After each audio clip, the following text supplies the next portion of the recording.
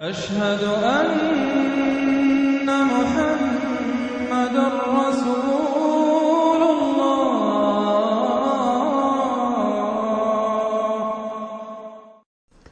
سورۃ النصر کے بارے میں اکثر لوگوں کا خیال یہ ہے کہ یہ مدنی ہے، میری ذاتی رائے یہ کہ یہ بھی مکی ہے،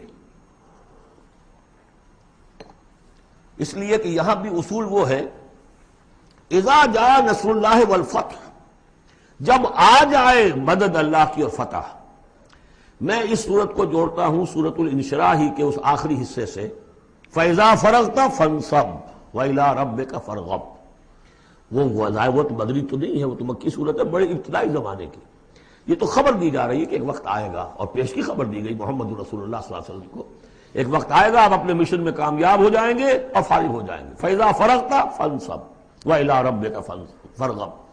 اسی رنگ میں یہ بھی ہے اذا جاء نصر اللہ والفتح، جب آ جائے مدد اللہ کی اور فتح، وَرَأَيْتَ النَّاسَ يَدْخُلُونَ فِي دِينِ اللَّهِ أَفْوَاجًا، اور آپ دیکھ لیں لوگوں کو داخل ہوتے ہوئے اللہ کے دین میں فوج در فوج۔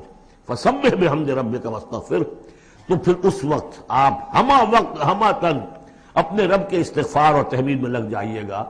ابھی تو یہ مشقتیں جھیلنی ہیں، ابھی تو یہ رسالت کے فرائض، آگے بڑھ کر جو مدنی دور میں جنگیں آنی ہیں، جو سخت مراحل آنے ہیں، ابھی آپ کو یہ جھیلنے ہوں گے۔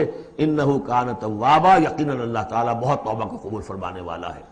ان میں چونکہ قرآن مجید میں جو مختلف مصاحف ہیں اس میں جو چیز لکھا ہوتی ہے اوپر کہ یہ مکی ہے یہ مدنی ہے، تو لوگ سمجھتے ہیں شاید یہ کہ بالکل یوں سمجھیے کہ طے شدہ چیزیں ہیں، حالانکہ کم صورتیں قرآن مجید کی جو بڑی بڑی صورتیں ان کے بارے میں تو تیقن کے ساتھ معلوم ہے، لیکن یہ کہ بعض جو چھوٹی صورتیں ان کے بارے میں بہت سے اقوال آپ کو تفسیر کی کتابوں میں مل جائیں گے۔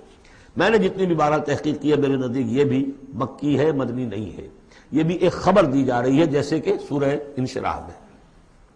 اس کی وجہ یہ کہ پھر آ رہی ہیں مکی صورتیں۔